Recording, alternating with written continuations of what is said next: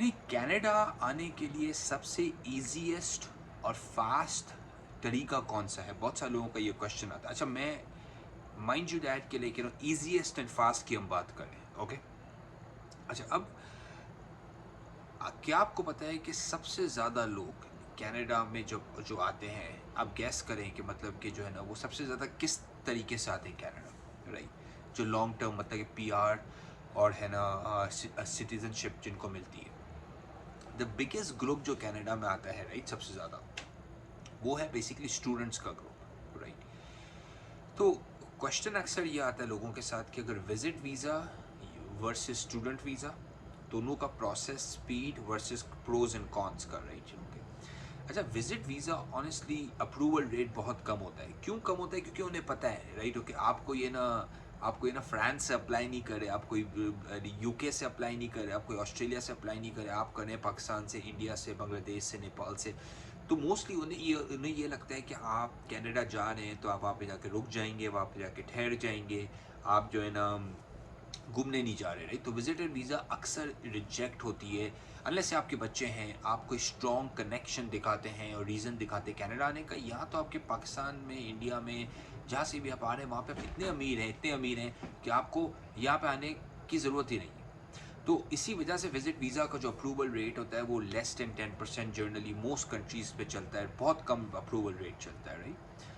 तो talking about student visa versus visit visa, तो long term अगर आपको कनाडा में के रहना है, पीआर के ना कन्वर्ट करना है, या ना आपको है ना सिटीजनशिप मतलब कि आपको जो है ना कन्वर्ट करनी है, तो बेस्ट राउट है और फास्टेस्ट राउट जो बोलते हैं, राइट, ओके, अगर आप दोनों को कंपेयर करें तो वो है स्टूडेंट राउट, ओके?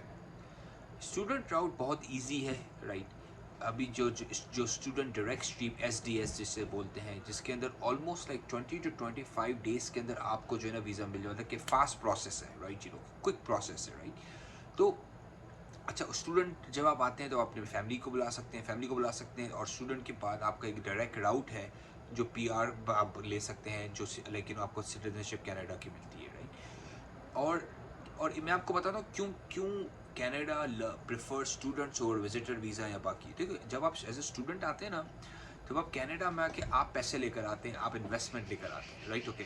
क्या आपको पता है कि इंटरनेशनल स्टूडेंट 5 गुना ज़्यादा पैसे पे करता है, 5 गुना ज़्यादा पैसे पे करता है वर्सेस जो लोकल स्टूडेंट होता है? तो टेक्निकली 5-10 स्टूडेंट जब इंटरनेशनल आते हैं तो एक लोकल कैनेडियन की जॉब बन जाती है, जनरेट करता है, राइट? तो इतना मतलब कि इंटरनेशनल स्टूडेंट्स, जिस तरह मैं आपको एग्जांपल दूं, ऑलमोस्ट 5 से 6 लाख इंटरनेशनल स्टूडेंट आ रहे हैं कनाडा में हर साल। तो आप इमेजिन कर सकते हैं कि मतलब कि इतने तो इमिग्रेंट्स भी नहीं आते, राइट? तो इमेजिन कर सकते हैं कि number one fastest route to Canada और द जिस स्ट्रीम के अंदर सबसे ज़्यादा लोग आते हैं, वो डेफिनेटली हैंड्स डाउन है स्टूडेंट, राइट? और लोग समझते हैं कि विजिटर वीज़ा इजी है, विजिटर वीज़ा फास्ट है, but honestly visitor visa is in fact harder. It's not, yes it is faster but it's harder to gate.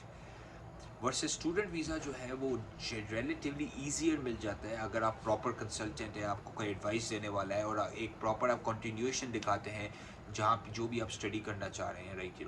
पर वो केस बिल्ड करना around the student visa easy है, success rate भी ज़्यादा है, quick भी है, राइट?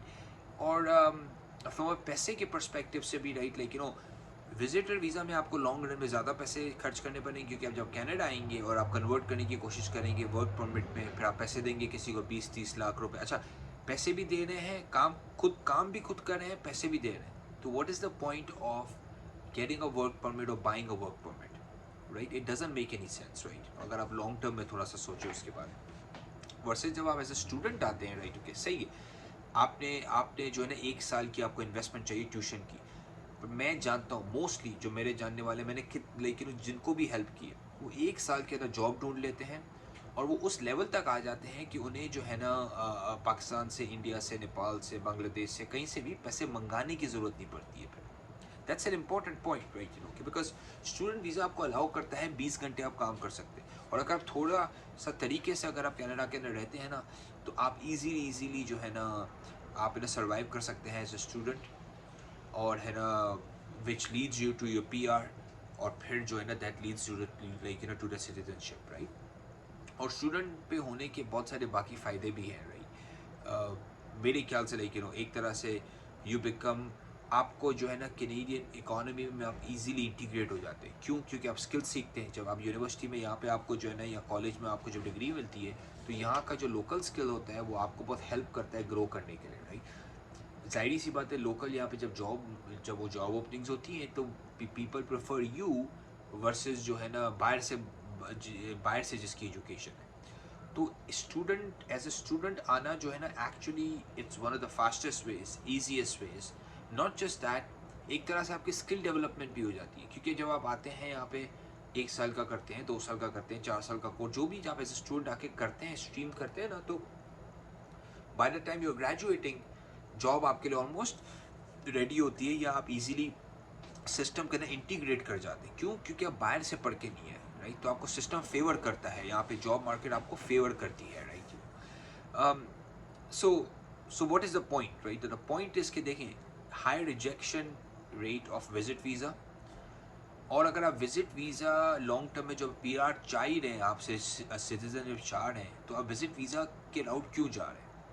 बहुत सारे लोग मेरे से क्वेश्चन करते हैं विजिट वीज़ा ले लें। मैं बोलता हूँ कि I think that's a wrong route to go, right? The better route to go is you to come through as a student, और स्पेशली उन लोगों के लिए भी जो 40 साल से ज़्यादा हैं, जिनका एक्सप्रेस एंट्री में नहीं हो सकता, जिनका PNP में नहीं हो सकता, best route as a student आप आ जाए, राइट। सही है, इन्वेस्टमेंट की आपने 1 साल की, पर आप ट्रांजेक्शन भी तो कर रहे हैं ना भाई, और आप इजीली स्किल्स भी सीख जाते हैं कि लाइक लोकल यहाँ पे स्किल्स, तो आपको जॉब भी इजीली मिल जाती है यहाँ पे। तो मेरे ख्याल से तो एज ए स्टूडेंट जो है ना, वो कनाडा का सिस्टम आपको फेवर करता है बहुत एज ए स्टूडेंट आने के लिए, क्योंकि ज़ाहिर सी बात है, पैसे लेकर आ रहे हैं कनाडा, तो आप एज एन इन्वेस्टमेंट, कनाडा आपको ऐसा लगता है कि कनाडा के लिए आप एज एन इन्वेस्टर हैं, तो और आप जाके जॉब्स क्रिएट करते हैं, आपके पैसे से जॉब्स क्रिएट होती हैं, तो Canada loves giving student visas, right, और वो इनक्रेज करते हैं कि वो एज ए स्टूडेंट के थ्रू ट्रांजिशन कर जाए PR में, और फिर लेकिन सिटीजनशिप में, राइट। सो अगर आपको हेल्प चाहिए स्टडी परमिट के लिए, बेसिकली स्टूडेंट वीज़ा के लिए, तो जाइए LAW Lawtique, LAWTIQ Lawtique.com पे, या कमेंट्स में जाइए, कहीं जहाँ पे भी आप देख रहे हैं वहाँ पे कमेंट्स में क्वेश्चन कीजिए, happy to help. But generally study permit student visas are fastest, hands down the fastest. उसमें 2-3 चीज़ें हैं। एक होता है कि आप अंडरग्रेड के लिए अप्लाई करते हैं, जिसे बोलते हैं बैचलर्स डिग्री, राइट, के जो आप कॉलेज से के बाद करते हैं, हाई स्कूल के बाद करते हैं, और एक होता है मास्टर्स या PhD प्रोग्राम, जिसको बोलते हैं पोस्ट ग्रेजुएट, राइट। ये 2 प्रोग्राम्स होते हैं। जिन लोगों ने ऑलरेडी बैचलर्स किया हुआ है उनके लिए मास्टर्स और PhD या इस तरह का कोई प्रोग्राम। PhD तो नहीं, masters is an easier way, PhD तो बहुत स्पेशलाइज होता है। और जो बच्चे यंग हैं, 18 साल, 19 साल, 20 साल, 21 साल, उनके लिए under grade is the better option, right, जिसको हम लाइक बैचलर डिग्री बोलते हैं, राइट। तो होपफुली आपको ये वीडियो अच्छी लगी होगी। लाइक कीजिए, सब्सक्राइब कीजिए, कमेंट कीजिए, उसके साथ शेयर कीजिए जिनको इससे हेल्प मिल सकती है, right, because that's an important element. एक डिसीजन, एक अच्छा decision can change your whole family's future. क्योंकि मैंने देखा है, अगर एक बच्चा आ जाता है ना, तो वो पूरे फैमिली की ट्रेजेक्ट्री बदल देता है, पूरी फैमिली की ज़िंदगी बदल देता है, and that's the power Canada has, right. Thank you.